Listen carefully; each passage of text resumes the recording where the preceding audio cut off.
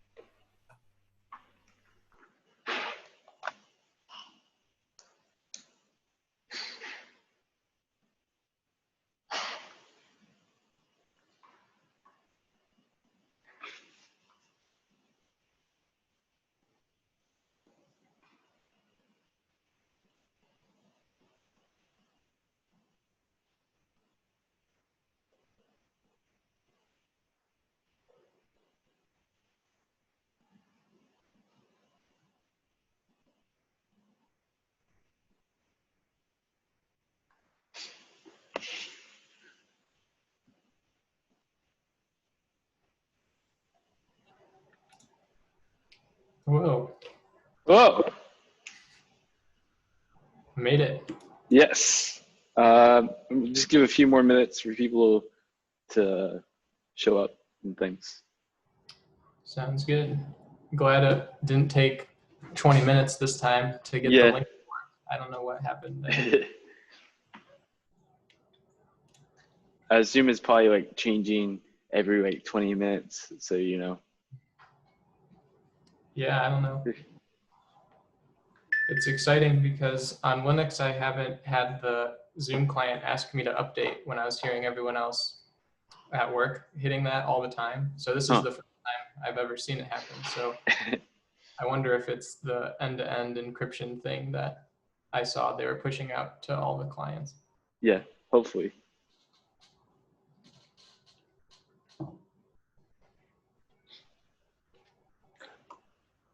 Oh, Adam, have you heard of a thing called Sway? I don't believe I am familiar with that. It's I think it's similar to i3, but it just uses a different rendering engine. Is that the new one that's Wayland friendly? I think so. Yeah, it is. It's like, apparently it's i3 for Wayland, I guess. What is Wayland? It's instead of Xorg, or actually 11, it's like a newer implementation of that, I guess. Okay. It's supposed to be more secure as far as I know. Okay. I haven't used it, so still using X11. Huh. Yeah, I think, I don't know what my machine actually has running on it since I'm using Debian stable. I probably have the Wayland libraries, but I think everything I'm running is still old school. doesn't matter maybe too much with integrated graphics anyway. But that's cool. I spent some time running xmonad a long time ago, and that was my intro to tile window management. And I was like super sold on it. It was like the most groundbreaking discovery I think I've ever made on the internet. But then I don't know, like Linux I wasn't using Linux very much after about like a year using xmonad. And then I just decided floating management is fine. And then I'll just tile inside my terminal or Emacs or something else and not fight the whole system. But I actually also used rat poison for some time. And that is a really fun way to like, I don't even know. It's like a joke, but it's serious.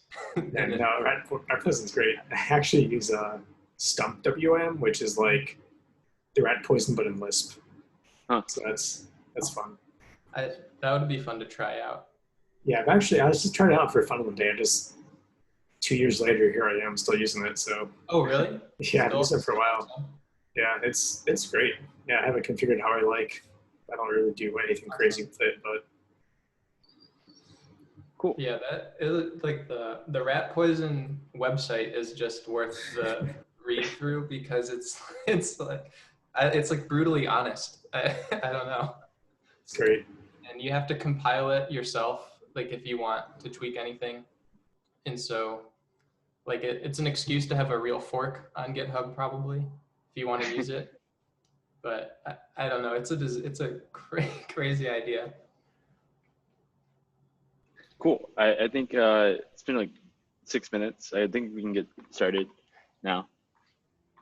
So I haven't had time to make slides this month, but I've written what I'm going to say down. So I'm going to start off first thanking our sponsors. We only have one sponsor right now, and the sponsor technically is me.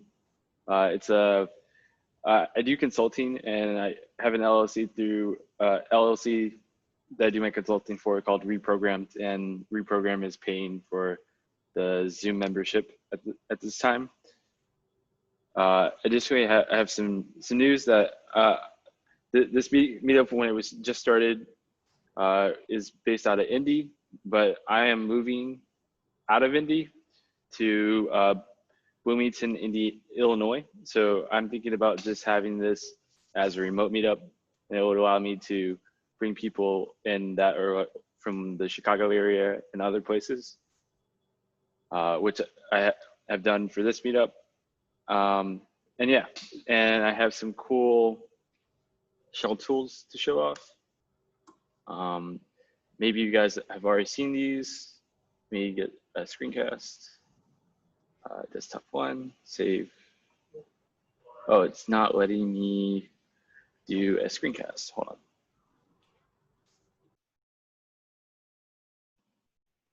Sorry.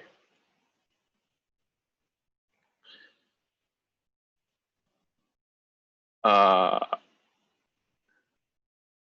right, it's making it where I have to quit Zoom to do this. So the things I want to talk about today are VPN-based tools. The first one is Firebase not Firebase. Firefox is coming out with their own VPN service. It's in beta right now. For $4.99 a month, you can use 5 devices. It's very privacy focused, as you would think with something made by Firefox. The next tool I want to talk about is called Tailscale. I was in the Go meetup with Adam a few days ago, and they talked about it, and I've been using it for a few months. It allows you to create a virtual network of your devices and easily be able to like SSH into your desktop computer or the Raspberry Pi in your closet or something like that, because you always have the IP address and you can easily copy it to your clipboard and stuff like that. Additionally, the last one most people already know, it's called ngrok. It allows you to sign in and then expose a port on the internet so you don't have to worry about your DNS server. So this month is going to be on Emacs, but next month will be about working in VR. What's it like the advantages and disadvantages of augmenting your view to get your work done is a talk I'll give next month. And for August, we're looking for speakers. Yeah, so if you're interested in that, please contact me. I was also thinking about maybe doing lightning talks on people's workstations and their setups, because we're programmers. We all are like very particular, get very excited about the keyboard and stuff. Like I have an ErgoDocs split keyboard and stuff like that. So yeah, I think that would be cool. So thank you for letting me talk, and I'll hand this over to Adam. All right, thanks. Yeah, I hope your move goes well, and I think it's a great idea to keep the meetup going. Thanks. And I don't know, the last meeting we had a lot of participants, so I think it's a topic a lot of people are interested in peripherally or from time to time. So I'm appreciative of the space to talk about editors and whatnot. So thanks. I will see if I can share my screen without having to hang up Zoom either for everyone, but then maybe not. So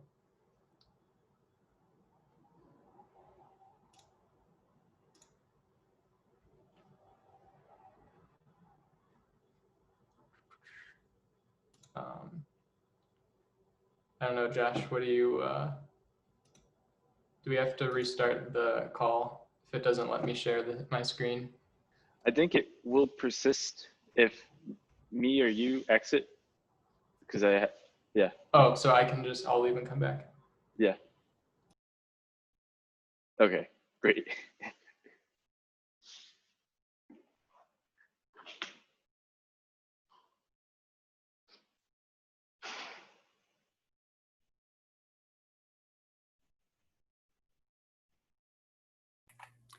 So who all's on East Coast time? I'm in Chicago. I'm also in Chicago. Oh, fun. Yeah. Yeah. I'm in Bloomington, Illinois right now. So. Oh, cool. Yeah. So we're all central, even though the thing was listed as Eastern. Yeah. I haven't had much time to promote because I've been traveling back and forth between Bloomington and Indianapolis and this like all the other stuff. So. So it's still not letting me share, saying that it's disabled. How do I have to do that? I've never seen the management side of the Zoom stuff before. The share screen is green for me, so I don't know if there's anything to configure or not. But yeah. Oh no. Do we have to go to like a Google Hangouts or something? We could try that. It's green when I click it. It says host disabled screen sharing. So that's is your thing in a just in a terminal window? No, should be the native Zoom app. Oh, like is my presentation? It's on. It's not a terminal window, unfortunately, but it's like the graphical Emacs.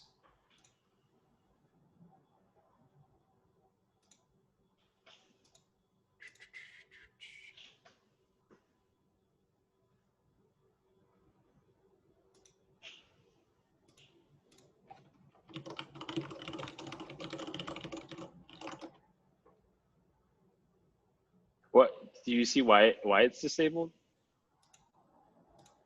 No, here I'll send a screenshot to you in Slack. Okay. But I don't know if it's even necessarily the real problem that the message is.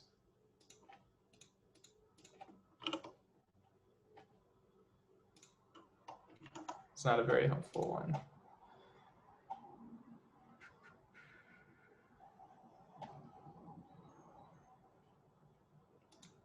I'm gonna try quitting Zoom again and rejoining the meeting, but okay. I don't know after that.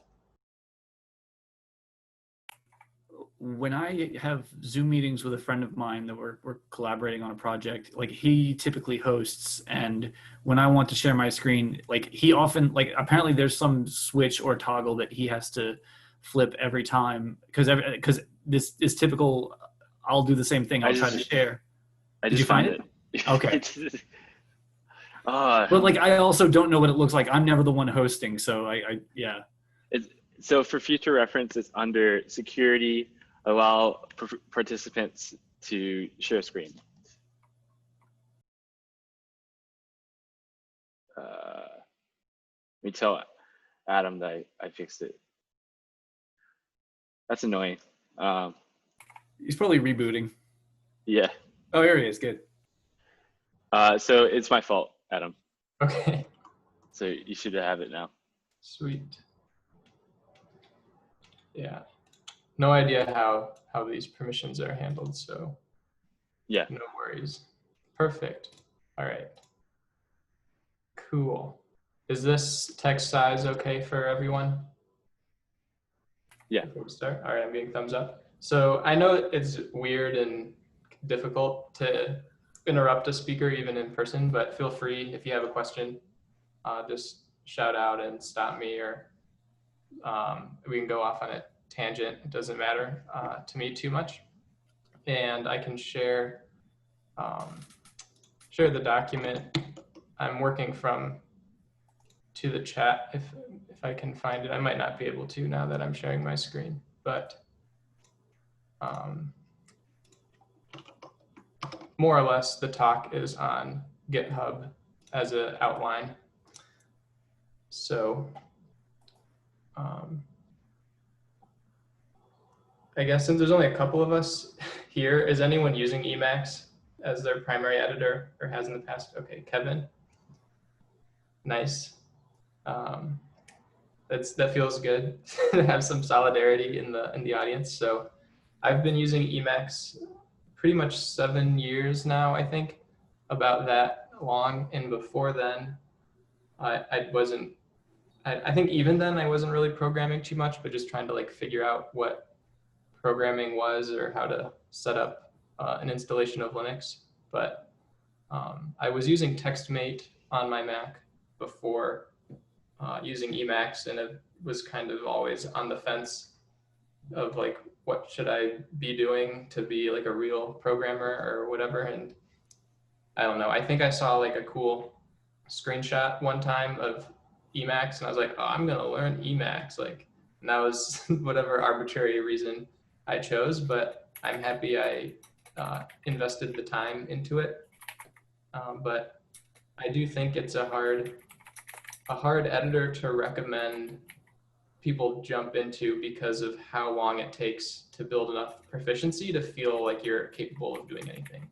And with Vim, I think it's a lot faster to feel capable, or maybe the community feels bigger in some sense. The Emacs community seems like they're all either people using evil mode in like using Spacemacs or whatever, or real old school and hard to talk to about it. But why Emacs is important for me and why I think it's so cool is because how much it's shaped the software that we see and use every day, where from its core in the initial release of GNU Emacs that was in 1985, it's pretty much stayed the same. And the features that were introduced there are what we still use now, and what editors like Visual Studio Code and things like TextMate and whatever Sublime Text, that was pretty much inspired by Emacs, I think. The idea of having a configurable editor that was non-modal and was like natural to use and let you kind of get your work done and use a GUI interface when it made sense and stuff like that. So Emacs has inspired a lot of things and brought features that we take for granted, I think. And it's also very well suited to this level of customization that is very common in the like .files sphere of people, I think. And it's a better fit than things like Vim are, I think, just fundamentally being designed to be customizable. So my table of contents, so to speak, for the talk is kind of in order from least interesting to most interesting, and they're kind of weird picks, but things that I believe are still fairly unique to Emacs, and also very, I don't know, like important concepts to understand it. It's not totally flashy, but this talk is mostly to show off gimmicks as well. So, hey Adam, could you make it a little bigger, like a few steps bigger? that should be bigger than this, or is this okay? Maybe one more. Yeah, that's fine. Okay. Hopefully it doesn't mess anything up. Sometimes Emacs doesn't play well. Anyway, that's another excuse. But okay, so marks. Marks are selection, like you would get when you drag and select text. But unlike other environments where you either drag and select or you hold down the shift key and move the cursor over to select in a really like annoying way. With Emacs, you hit Control Space to set the mark, and then any other navigation you do in the editor will move the selection around. And so this is obviously similar to the visual mode of Vim, but just being able, like getting used to making selection with the keyboard, but that's not like really ergonomically constrained, is actually really powerful. And then you can also make semantic like region expansions. And so it understands both like prose and programming, like, oh, I know how to select things inside parentheses, outside parentheses, a whole function, etc. So again, this is like Vim's percent. But what's so great about Emacs is the way it's like less formal than Vim, where you're not really talking about give me selection between such and such line numbers or regular expressions. It's just kind of like, well, I can start moving over here and then decide I want to move up and select over here, talk, and I don't know. It's pretty flexible. And then the other simple thing is popping the mark, which is the command prefix C space. And that's really cool because if I was working over here, so something new over here, and then I went down, maybe wanted to grab out some text, instead of having to navigate up to where I was, I can just pop the mark a couple times and then usually bounce back over here. So we can try this again as a demo. It's not too exciting now. Maybe it's too confused. Oh well, awkward. But it is usually useful to to pop the mark when it works and whatnot. There, I don't know. That was one example of it finally working. I think the way Emacs encourages you to operate is kind of like this, like where it doesn't work most of the time, but so you kind of explore around what you do, but eventually you get there and you don't exactly like do it precisely, but you kind of do it in a human way. So of course, if I really wanted to go to line 24, I could just jump to line 24. Or if I wanted to go exactly to like this word down here or the Y Emacs at the top, I can jump to it, but it's sometimes fine to get there naturally. So probably more information than we needed to go into marks, but sort of sets the stage here. And buffers are something I think are undervalued in Emacs, and I wish would catch on a little bit more, where what I'm talking about is how I don't have like tabs to separate my files or different Emacs windows to separate my projects. I just let the Emacs keep all of that to itself. And whenever I want to jump somewhere specific, I can just bring that file up. And it does take some getting used to kind of like let go this idea of wanting to visually see everything spread out, but having that is really constraining to, I think, like to your thinking, and having to think like, well, if I'm going to edit a certain file type, I have to open a whole different program to do that, or a whole like different instance of my like, IntelliJ IDE to edit a different program, or like I have the RubyMine for Ruby and then Golang for Go and then web. It's like, why do I have so many different programs open that are all very cumbersome to work in when I can just jump anywhere I need to at any time and not think about it? So one of the ways that Emacs lets you get away with this is by keeping track of what files you're visiting. So as an example, and I wanted to just jump through some source repositories for some projects. So I downloaded the Ruby source code and the Vue.js source code and Nginx. And so I can jump to one of those files that in the Ruby project by typing in like a fuzzy search for one of those names. So here's the request spec.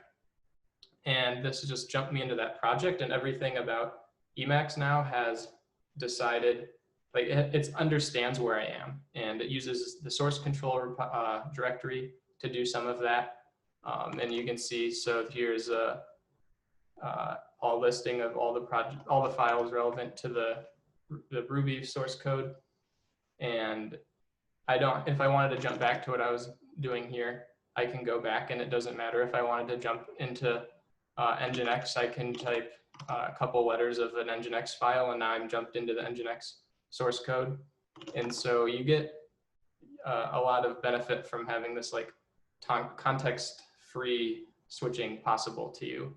And whatever your mind comes to, you can just jump into that project and everything is good to go. And so like freeing yourself from needing to see a file browser and your tabs and like a terminal window, and just be like, I'm only interested in the text itself. Let the editor do all the other work. It's a really powerful mechanism to get used to. Adam, is this all built in? Is this included with? Yes. Thank you for asking that. I'm going to do my best to only use like vanilla Emacs features during this presentation, and then I might cheat at the end slightly. So the recent files is built in, and sort of like the trajectory of the Emacs project is to bring things into the base distribution when they become popular enough and when they stabilize. So a lot of this is from the 80s, and you can find the change log and see where things were last edited. And other times it's like, well, we'll just decide to officially maintain the popular projects. So as an example, this is an org mode file, which is part of the org mode project. And that has been recently incorporated into the base Emacs distribution. So you don't have to do any crazy configuration, which is something I like. And I've been trying to like whittle down my config to only need or to learn how Emacs does it on its own, and then pull in a package if I think it will make things easier for me. Adam, yes. What is org mode? What does that do? Another good question. Thank you. Org mode is basically like Markdown. You can think of it that way. So if I expand this whole file, it looks basically how you'd expect to lay out an outline. But org mode for Emacs is kind of like Markdown that Emacs understands very well. And by that, I mean, if I wanted to move headings around in my talk, I can do that using the arrow keys, because it understands if I use the arrow keys on a heading, that it means I should move it somewhere. If I wanted to change the position of a heading, I can also go the other way, and you can see it promoting and demoting all the fields at the bottom. If I wanted to change these numbers, oops, what happened? Oh, unlimited minutes. Okay, cool. If I wanted to change these numbers here, oops, is it working? Here it goes. I can change the kind of bullet points that I want using the arrow keys as well here. And so this is sort of also like gimmicky stuff. The real power is the export feature of org mode. It kind of, if you're familiar with Pandoc, it understands how to convert between several file formats. And so it's useful, especially for LaTeX documents. It understands how to compile your documents there. So it's a very powerful authoring and organizational tool. Way more content for another talk as well. But what is nice that is GitHub understands it, so I can have a readme.org instead of a markdown and keep things in the Emacs ecosystem. And it's sort of like the prevailing trend is you just sort of use the features you know and care about and don't worry about all the crazy stuff that you can do. Otherwise, it is overwhelming because you have so much in Emacs to like distract you from doing any work. So before we move on from buffers, I wanted to show off the Emacs web browser because Emacs is cooler than a web browser is not cool enough for Emacs, so we have the web browser. Let's say it that way. So back over here in this Ruby file, the other day when I was looking through, I found this random to-do that seemed like this response body on an options request should be nil, but then does not work, ? So let's see what's up with that. And to do this, we're going to see what happens, but I'm going to try to jump to definition of this net HTTP package while it's commented out. And over here at the bottom, it's telling me or asking me, although it's hard for you to see likely, for the tags file. And by default, Emacs is going to try to operate on C tags. And so basically a file that has that's a database of all the definitions for things. And there should be one here. If, Ruby tags. Okay, so looks like that worked at least. So this is like the native jump to definition interface. And let's see, let's look for the class HTTP, and that HTTP looks good. So I don't know, options should be somewhere.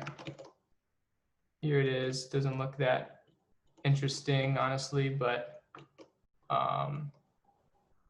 where was I looking for? Oh, okay. Request. Oh, that's not a native feature, so I won't use it. Here's where did the options go? Okay.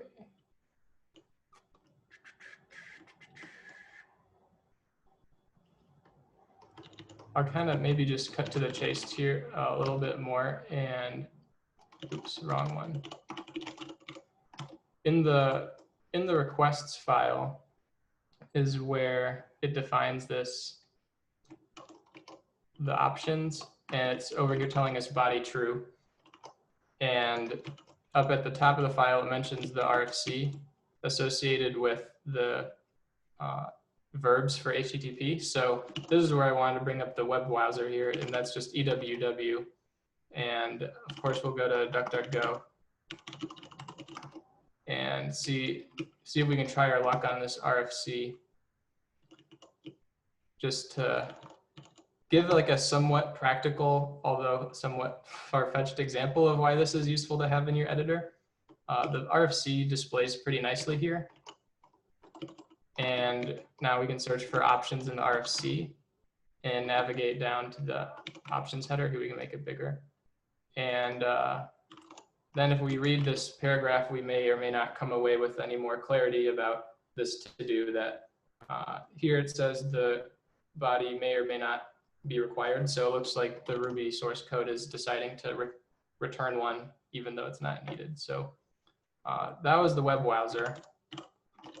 And jumping back to the talk here, the next thing I wanted to bring up is dired, or dir-ed, if you want to call it that instead, which stands for directory editor.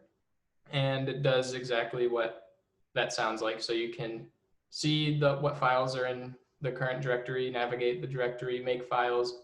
And what's really cool is the way Emacs allows you to do bulk renaming of files. And so what do I mean by that? Or what? Let's take a look at that. I have an empty folder here in temp.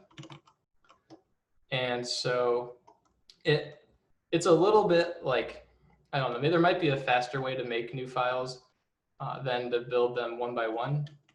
Oops. So instead, I'm just going to open up a little shell and then touch a couple of files here and then make dir a couple files. No harm in that. So here we have these files that exist in temp now.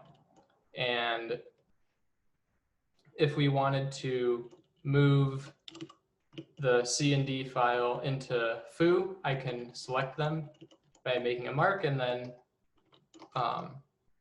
ask Durad or Emacs to move them for me. And where do I want to move them? I'm going to move them into foo, and there they go in foo. Actually, let's open it this way. So inside of foo here, we can see C and D. All right, great. That's sort of cool. Sort of like a dumb example, but what is nice with, so this is like actually behind the scenes here, a little bit closer to a modal editing experience within Emacs, and it's a common pattern that's used where I'm in the dir ed mode and my keyboard doesn't type anything into the buffer, but it's using, I don't have to switch between any modes, but each letter on my keyboard does something differently. So M is for marking, U is for unmarking, R is for renaming the file, C is for copying, and this is a common pattern, but you can't really tell just by looking here. But something that Emacs will do is encourage packages to embrace the do what I mean mantra. So if I jump into the foo directory over here, and in this other window decide I want to move A and B into it, I can mark them and then ask Emacs I hit the R key to move or rename, and now in the mini buffer, although it's really hard to see, it already knows, like it's already populated the path into foo because I have the window open, so I can hit enter and then there they are.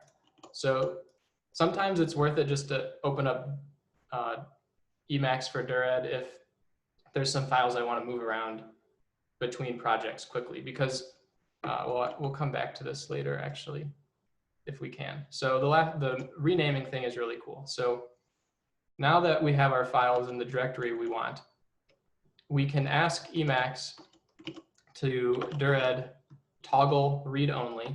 So it's unlocked this buffer from that kind of modal mode. And now I can type anything I want into the buffer. So now if I wanted to name this something else, .txt, I can just do that. And if I wanted to name the rest of these something like, I don't know, .py, I can do that. And then commit those changes, and there's my bulk rename. So that's also very handy, even though it's a gimmick. So there's a lot you can do here with dir-ed or dir-ed mode. So let's go back to the README. And okay. I think we moved around these headings on accident a little bit, but that's okay. So TRAMP, weird name, another probably like, I don't know, awkward naming that stuck around. TRAMP for Emacs is how we edit remote files. So with Vim, a big selling point is that it's on all these machines. When I SSH around, I can open Vim and it's always familiar, blah, blah, blah. The question Emacs raises to Vim or Vim users is, why should you leave your editor to edit a remote file. Why do you care where the file is? Because if you can connect to it to SSH to it, Emacs can just read it and edit it for you locally. And the way it does that is a little intelligent, where you do a quick SCP to grab the file down from the server securely, edit everything locally in an Emacs buffer, and when you save the file, it'll push it back up. And so it's very efficient on the network, and you don't suffer from latencies by doing everything in line, like over the wire, like you would on an SSH connection. So to show that off, I'm actually going to connect to a Docker container I have running locally, just running bash. So that's what I have here, a couple steps to reproduce that. And so I can show you again. Oops, I keep hitting the wrong button. All right. So over in this shell, eShell, which I don't really use, by the way, because it's weird. But this is the easiest way to just keep everything on one window on the computer for the screen sharing. But I can run this command up here, the docker ps command. And so, of course, because we're over in Emacs still, I can just grab it and paste it in, run the command, hopefully, unless there's some like mysterious problem. Oh, quote, duh. Okay, so here's my Docker container, heuristic Thompson, apparently. And if I go and politely ask Emacs to connect to it, again, this is built in, there's like no magic, it just understands that you're trying to connect to Docker. And so if I start typing here and hit tab, you saw it went really fast and it's small text, but it found the heuristic Thompson down there, and I'm gonna go and connect into the opt directory there. So here's that Docker container. Guess we jumped out of opt, and there's something interesting in here for us.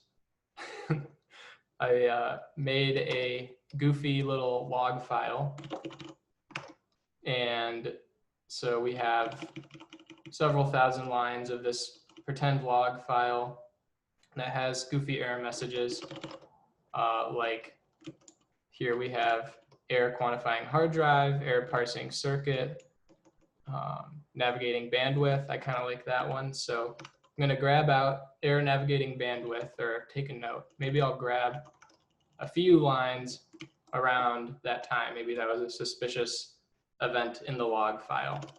And then jump out into a scratch buffer, paste that in here, and decide, well, I don't really care about the IPs maybe of my log file. So go and select all those and delete them out of there.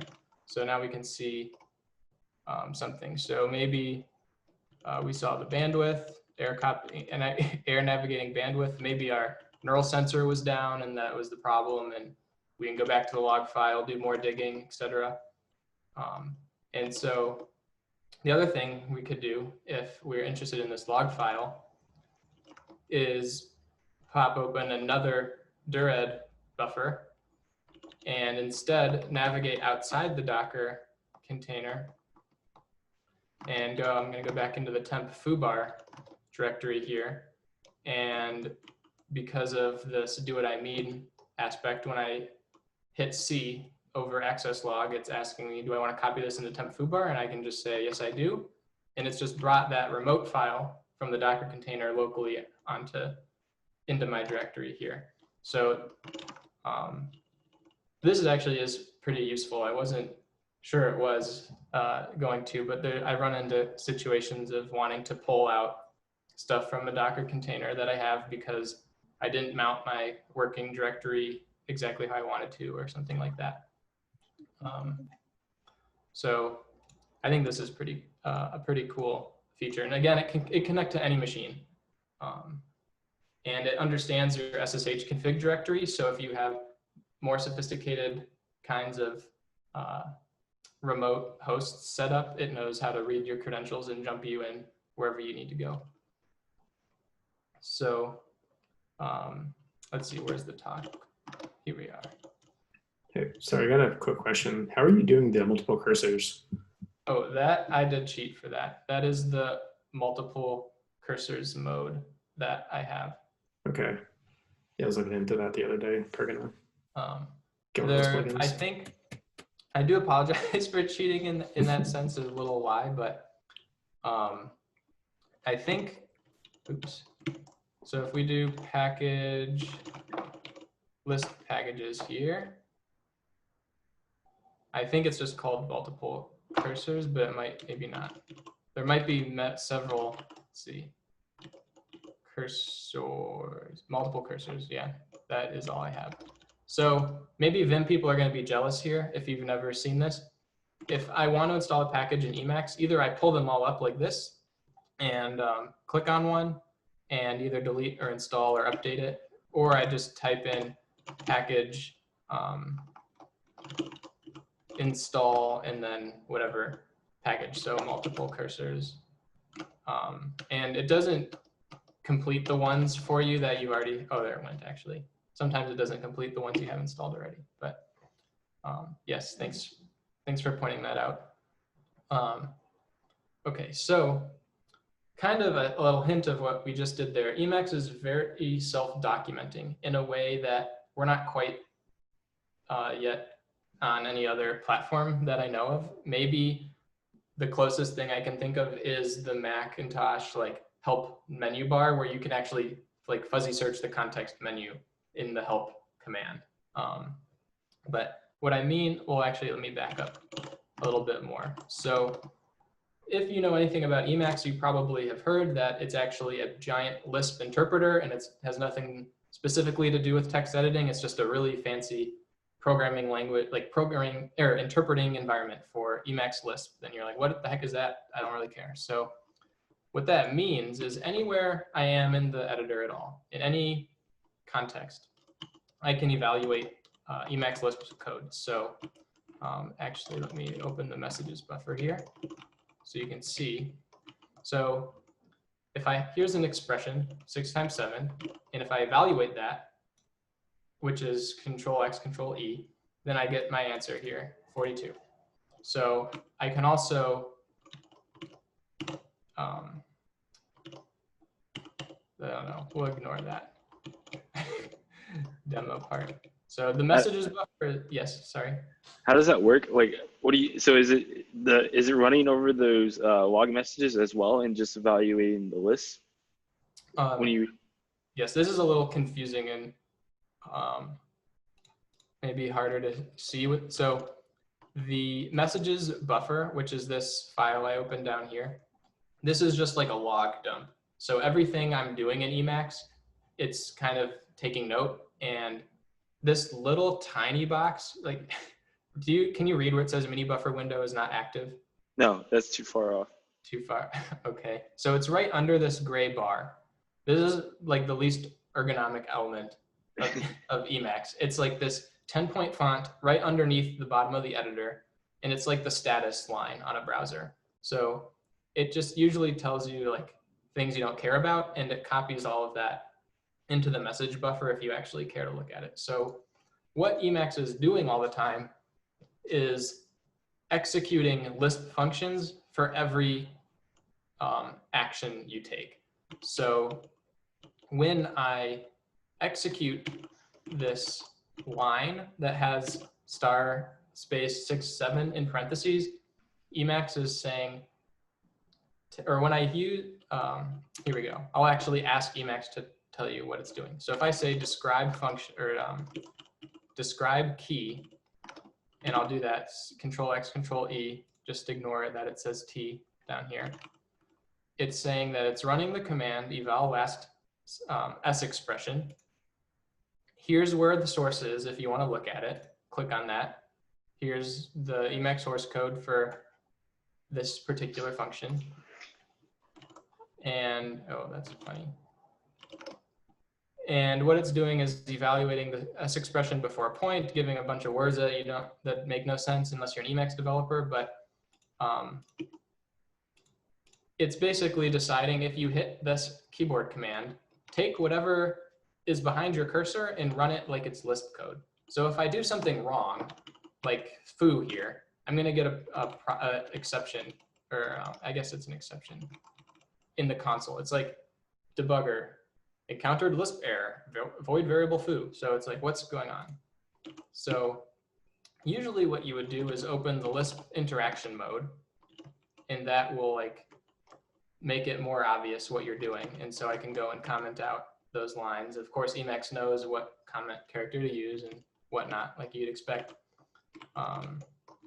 And you can also do things that's slightly more interesting. So kind of like, so here's an example. So if I ask the Emacs again to describe the key and I hit the right arrow key, it's going to tell me that, hey, you've in fact executed the Lisp command write char.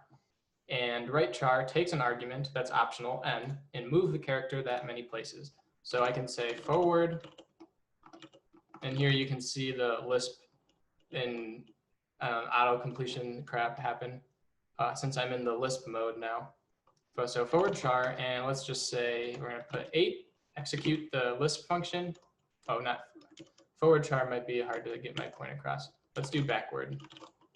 So there we go. So when I execute backward char, I move 8 character positions over. And this is what's happening everywhere. So this is what makes Emacs powerful for not only navigation, but also like, hey, do you mind opening up your web browser and hitting like doing a Google search and then copying the first result into your clipboard and then bring it back into my buffer, and everything is expressible in these Lisp functions, and they're all immediately accessible by just going and clicking on where it tells you it's defined. And it's like, oh, what if I actually, instead of, I don't know, like instead of n, what if I wanted it to always give me backward char 42 here, and you can just change it and update the function. Emacs doesn't care. So that's like a little bit of this. And so the other thing is, you don't have to do anything to get this documenting to work. So I have my own thing. So like my, let's say that's fine. Dvorak keys minor mode. So what the heck is this, right? So if I do describe function, if you don't know if this is going to work, I might have to quote it. Hey, it did work. So I just asked Emacs, just make it bigger for you, to describe the function my Dvorak keys minor mode. It's like, oh, by the way, we know what this is, and it's in your readme.l configuration file. Let's jump to your definition. And so Emacs just keeps track of it and tells you pretty much what everything is. It takes some time to figure out what it means, but no other piece of software I have ever used does something like this. And so it makes you feel very comfortable as a user because the interface isn't changing at all, but the functionality is always changing. Like there's always more things you can add with the packages, and always more commands you just sort of stumble upon, or you do on accident, or you hear about and you just try them out. And it's a really cool way of doing things, I think. And it's very hard to give up. So I'm going to actually close that down. The last thing that's kind of fun is the way you can just manipulate your color scheme kind of in place however you want. So let's say I was doing some, I don't know, I was working on a file. Actually, let's jump into this Nginx file again, because C is difficult, right? Or I don't know, hardcore. So let's say I was reading through this like weird Nginx file, and it would make things a lot easier if I could make a distinction between integer types and everything else. So I can ask Emacs to describe the font face I'm at. Actually, maybe this is a bad example because it just said default. So here we go. I put the cursor over this null. Then I asked Emacs to describe the face. It picked it up. It said, this is the font lock constant face, and I can customize it if I want. And over here, it's empty because my theme is very minimal. But I can go show all attributes, pick a foreground color.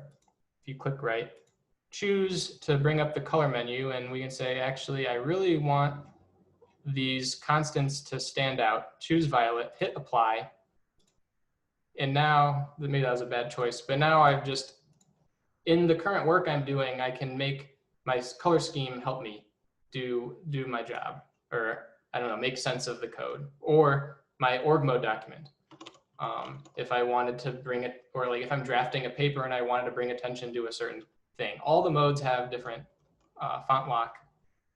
They call it like different font attributes to it. So I'm going to change this away from violet because it's just hard to see. I don't even know what a good one would be. Let's see, red.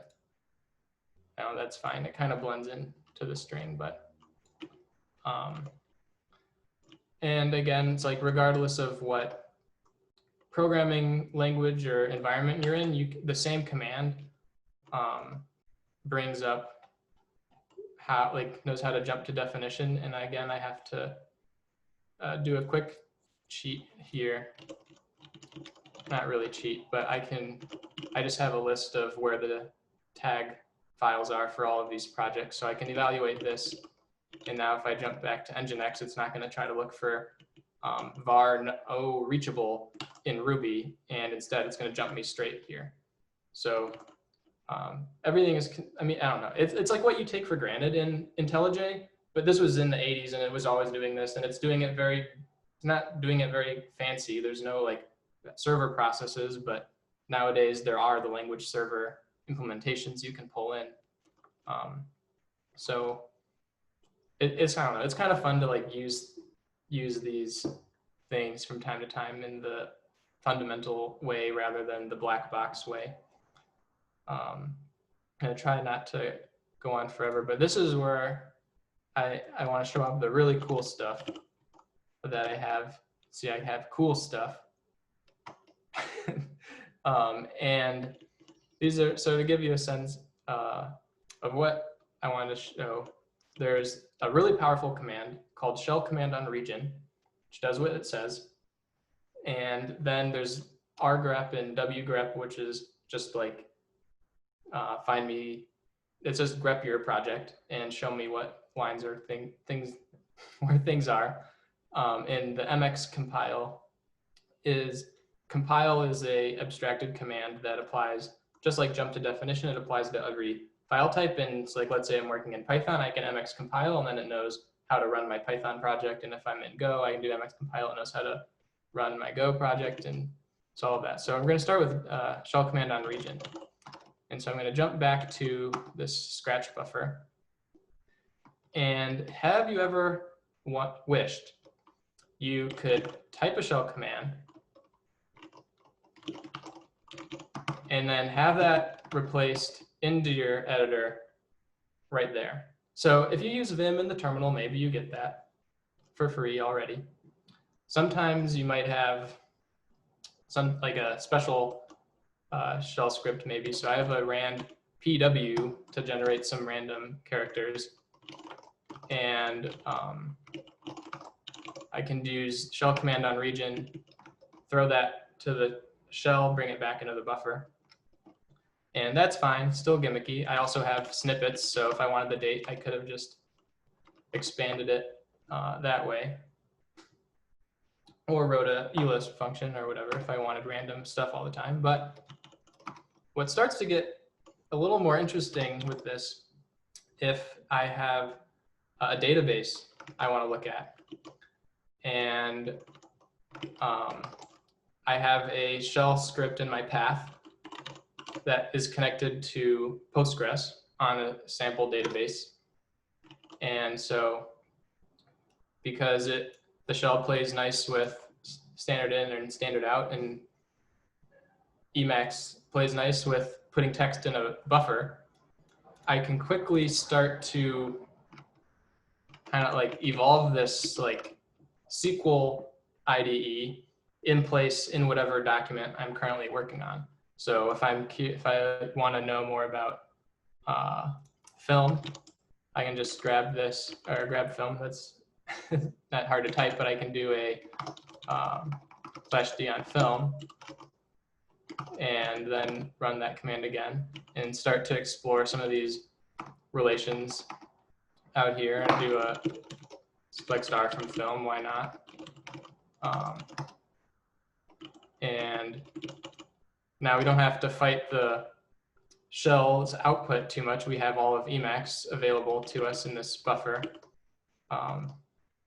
And I don't know, not that familiar with this, with the example database here, but I had a fun idea that, like, let's say, here, let me do a select city from city.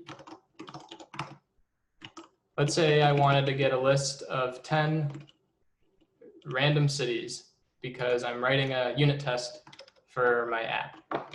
Well, I could just do this and then kind of copy them in, but that's lame, right? I want to actually, I want to do it right. So let's get the count.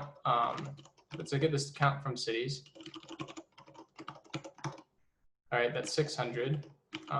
So actually, let's put it in the buffer here. So there's 600 total cities. And in Postgres, you can use the random function to just get a random integer. So if I do a select, for example, random times 3, just to show you what that looks like, I'm going to get a number between 0 and 3. So another times, this was 2 point something, and then another 2 point something.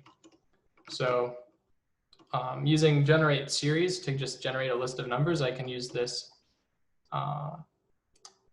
idea to generate a query for me. So I'm going to just copy and paste some of this here because why not? And let's just make a, oh, I'm still in list mode, so it's confused. So let's switch to SQL mode.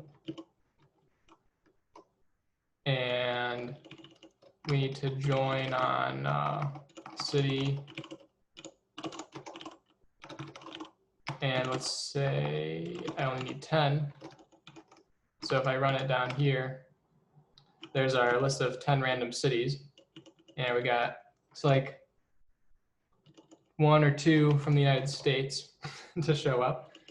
And if we wanted to join again, country, happen to know is part of this table.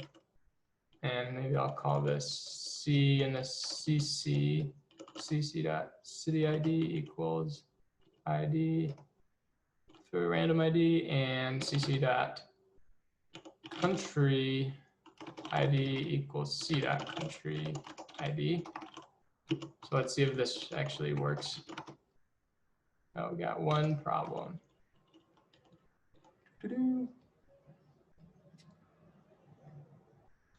Is it on 17 CC not declared yet? Oh, I don't know how.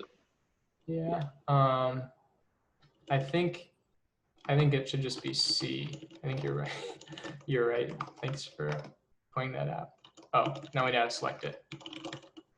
Country. So here we go. Here's our list of random cities with the country, just to help us out. But really all we care about is the cities in my made-up example. And I was using multiple cursors before, which was a package. This is native to Emacs, and it's the rectangular selection, so similar to Vim. And then you can kill rectangle, and then yank rectangle. Oops, yank rectangle. So here's our cities out in the buffer. And I know that in Ruby, you can use %w inside quotes to get them to, as an alias for something like this. Right. And so if we use this shell command on region to help us out here, we can then wrap this in these curly parentheses and then ask Emacs to evaluate that region as Ruby and put it back in our buffer. And here we go as our list all formatted for whatever unit test I was writing after spending like another like 15 minutes or whatever. But this kind of thing just sort of like can come to you when you know it's there, and you're like, oh, this is actually really a really good way to do something. Or because you can define and save macros on the fly, I could make, if this was common for me, I could just run this over and over in my database or write a shell script that does it. I don't know. So it kind of, things will come to you, and sometimes it's fun to just have a break and do something satisfying like this while you're working on something else. So so the Emacs compile is kind of, let's see if we're still in foobar. It's kind of fun. So if I make a, I don't know, thing.py file, and let's see, def hello or def hi, and then print hello world. I'll make it bigger. If I do Emacs compile, it's sort of small. I can try to, yeah, I can't make this bigger that well, but it's saying, all right, do I want me to run Python thing.py? And I'm like, yeah, I do actually. And now I'm like, oh, that's a problem. Here's a problem on this, in this file, I forgot my colon. So I go and click that, brings me, depending on the program, it has a better compatibility with Emacs's compile. So it's really made for C programs, but it will jump me back to where I need to be. Now I can save and Emacs compile again. And there we go. So, oh, nothing happens obviously because we didn't call the function. And so we can call it, hopefully this works as is. And there it does. So here's our command program output. And if we had a thing dot Ruby, thing dot RB, let's make this better. And the same idea, def hi, and p hello world, Emacs compile, and I have Ruby thing.rb. Oh, made the same mistake. I didn't call the function. So there's a point to these repetitive examples. At least I hope so. So here's our hello world Ruby, and we'll do one more thing.js, and let's say const I is, I know we all love JavaScript, console.log hello world hi Emacs compile node thing.js, and we have an error. Fish unknown command node. Guess I don't have node installed. Have no fear. We can you, so this is off screen apparently. You don't see my cursor at all. It might be too.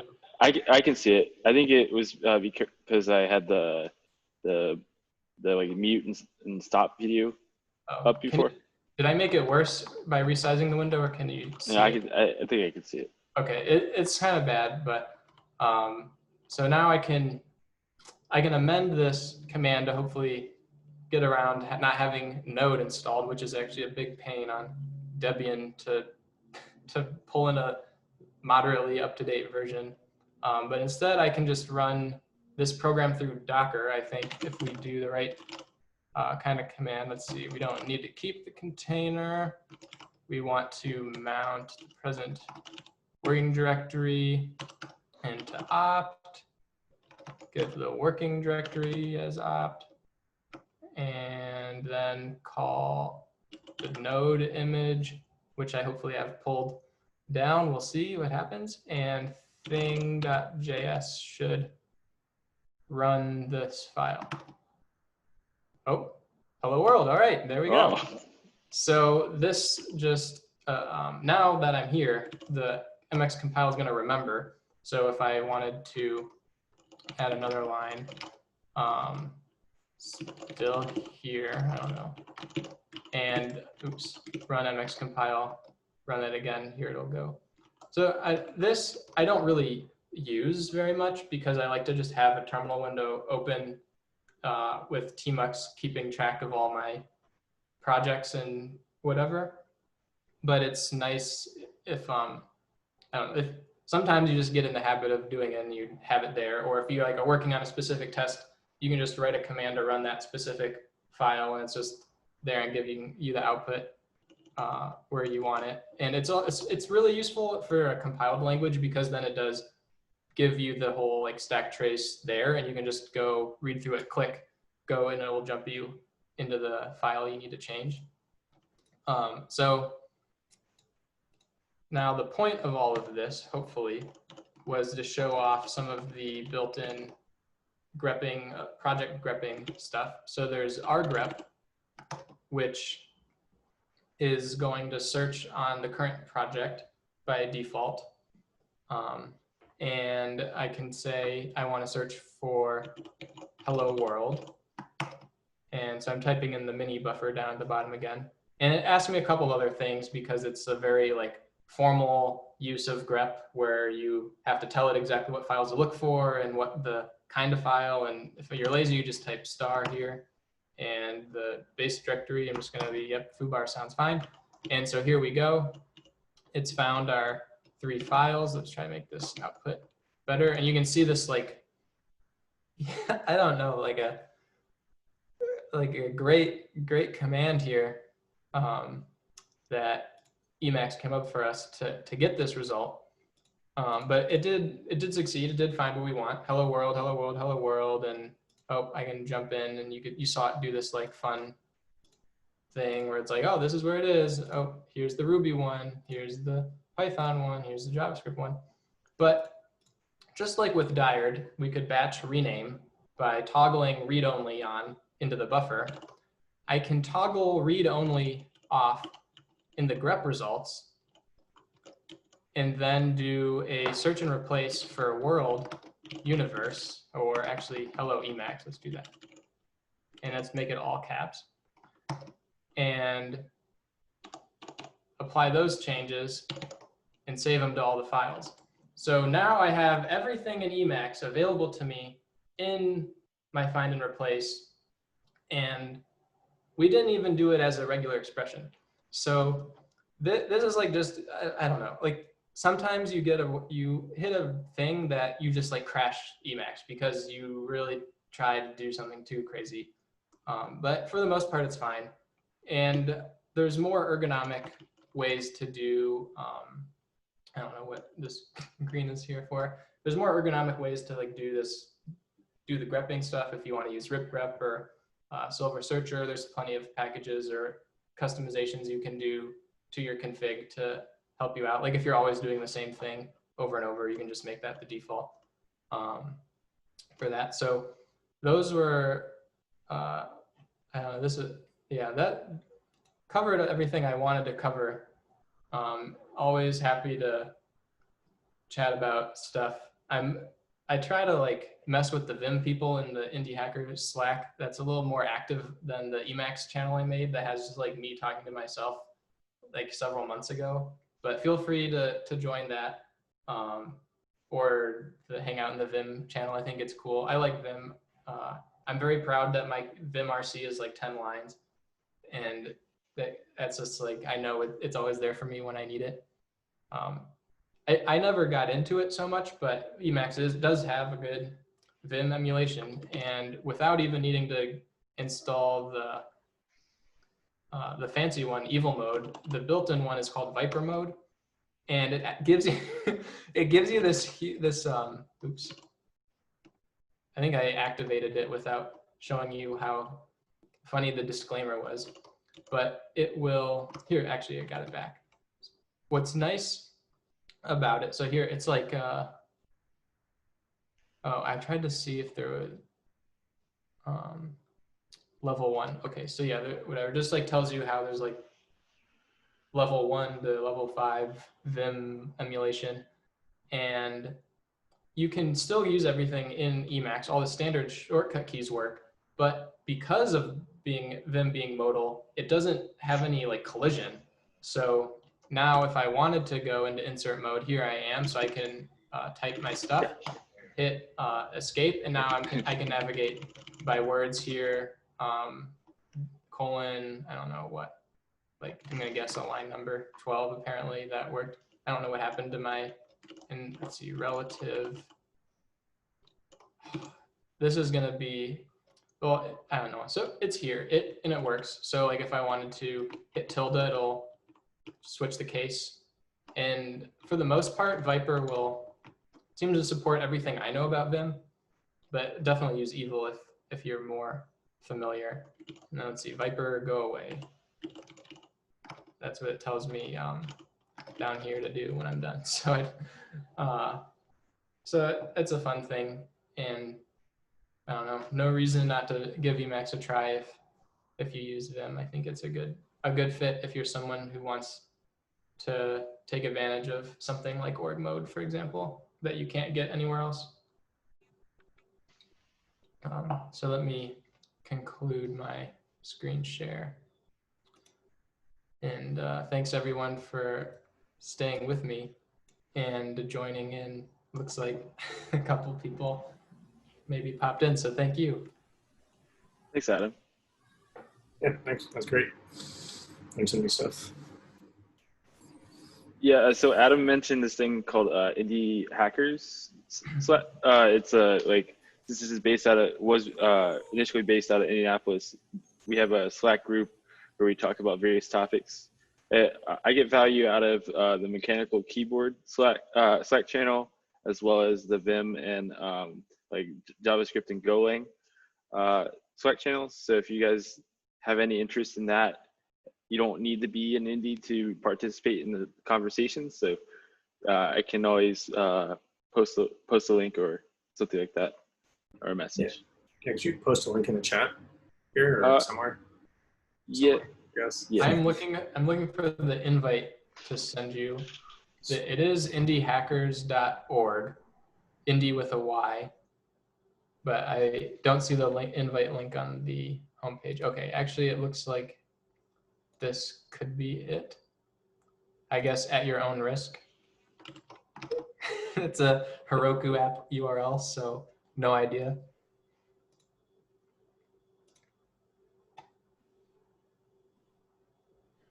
That looks like the right link. It'll send an invite to you when you go there. Nice. Yeah. So, what did you guys think about the talk today? Yeah, it was good. I liked it. Informative. I learned about Emacs. It actually looks a lot to what I do in Vim. So it's good to see that both of those editors have the same features. That's what I expected. You know, they've had these, like you said, since the 80s for a lot of the things. Do you use fish as a shell? Did I see that right? I did, yeah. Good eye there. I have this debate with myself of whether or not I should switch back to Bash or something, but it seems to be such a big like productivity boost using fish. Are you familiar with it? I used it for a little while, but I ended up going back to Z shell. That's fish is just too different from other shells, but it has some really nice ideas. I just wish it supported postfix expressions. Then like it would be awesome. You know, like everything. Fish saves me so much time when I'm editing command line things, and saves off my previous history. It makes it easy for me to find things, but I just can't paste in someone's random string of commands. So yeah, that would be where it's weird, because it's a shell that's trying to tailor itself to like the friendly shell. Like if you're getting started, just use this, it's cool and blah blah. But if you don't really know enough to like recognize what command is going to be compatible or not, which is quite subtle, then and like when should you drop into Bash at the command line or not, it's really tough. So I'm glad Apple didn't switch the default to fish, when they went from Bash, although I'm still mad at them for doing that. Yeah. I think it's really fun. It's a really fun shell where the idea is not to configure it yourself at all. Just let it do its thing and not care. So I think the team behind it is trustworthy enough. And certainly a night and day difference from uncustomized Bash. I really enjoy it for that. I can't use Bash anymore. I have to install Z shell. Do you use oh my ZSH?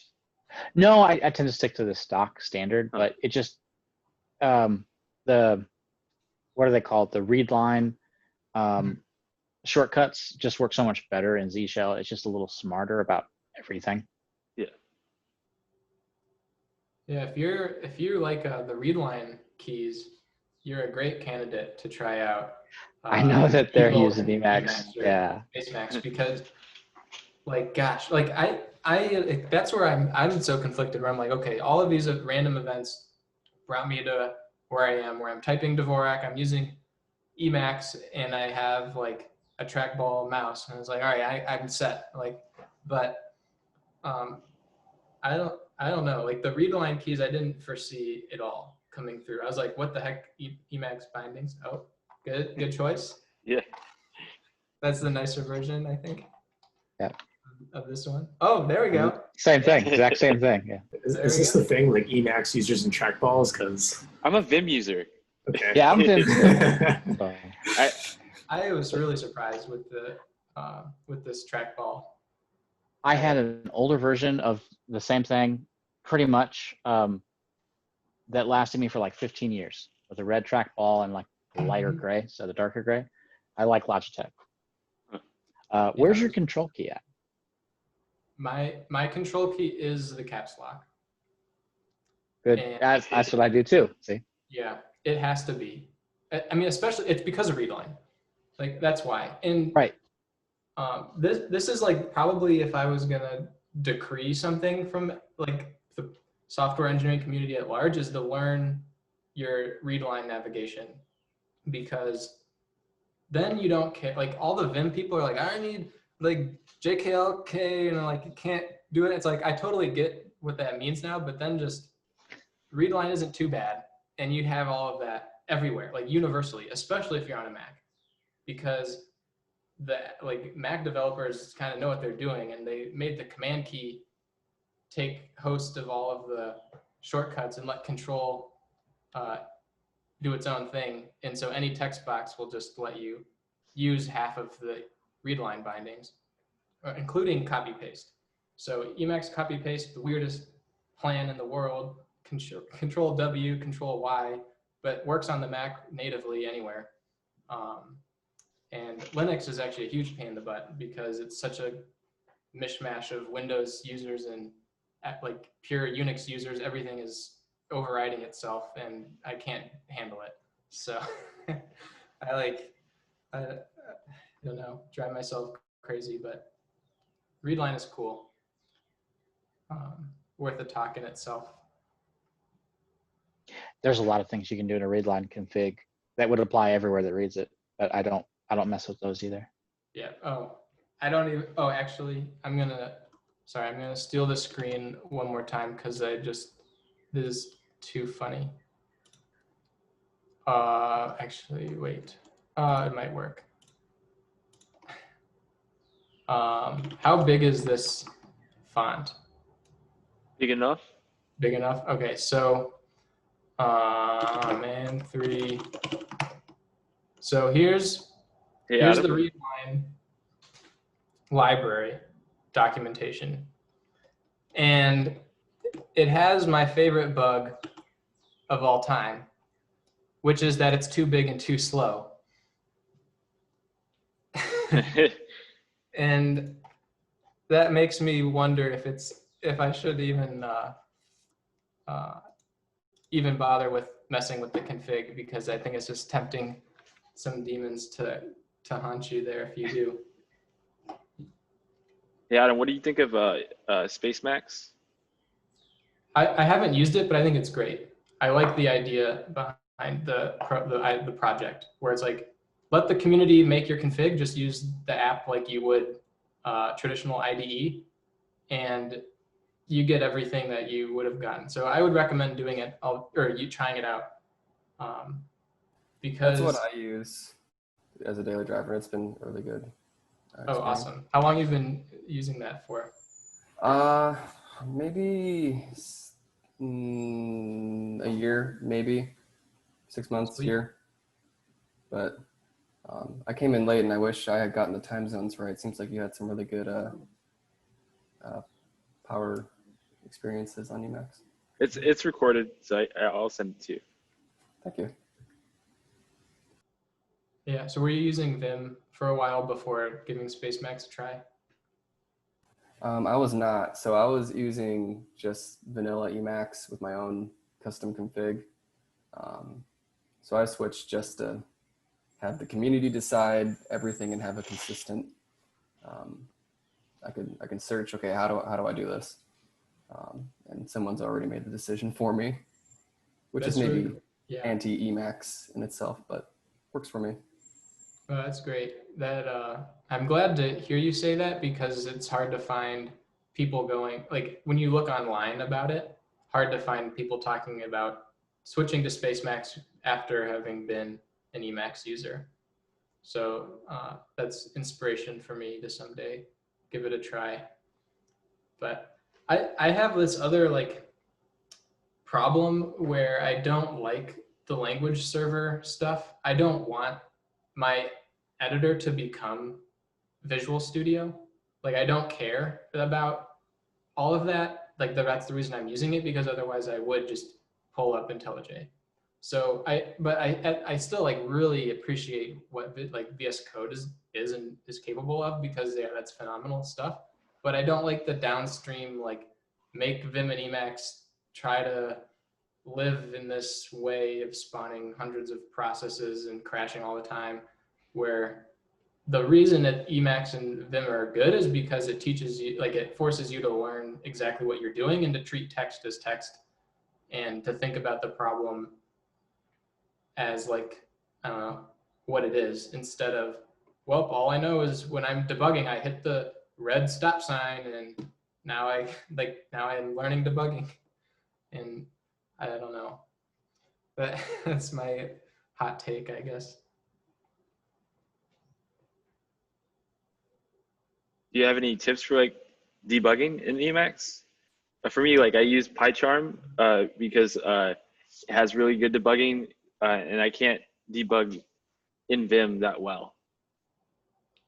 I don't know, Alec, do you have experience with debuggers in Emacs? No, not really. My snarky answer is to write in something like Rust, and then you just don't ever have to debug anything. Yeah. No, fair. But no, I don't use it. I'm a Emacs no-risk man has for that. oh, sorry. Emacs has a very good debugger, but I don't do debugging in that way. Sometimes like breakpoints are nice, but I think that's also like that's certainly where the IDE shines, because there's so little overhead to just setting the breakpoints and stepping through code that it actually gets you to do it. But because of Emacs being this like pivotal, or I don't know, not pivotal, but like the quintessential Richard Stallman GNU project, and how he spearheaded GCC and the GNU debugger, Emacs has outstanding, probably the best support. Like Emacs is GDB basically. So if you're working in a language or it has a plugin that interops with GDB, Emacs is really good. But if GDB is kind of a disaster to use, it's like something you really need to study on its own to be productive in. But I think it is like really the gold standard out there, or like whatever a debugging tool is probably using the like GCC toolchain anyway. So it might be worth a try if that's something you like to do. Cool. I think that's all our time for this meetup. I appreciate everyone coming, and I appreciate Adam for speaking this month. Once again, next month we'll be on what the benefits and drawbacks to working in VR. And also for August, we're looking for a speaker. So if you want to maybe give a talk, just hit me up. Awesome. Looking forward to it. Thanks, Josh. Bye. See ya.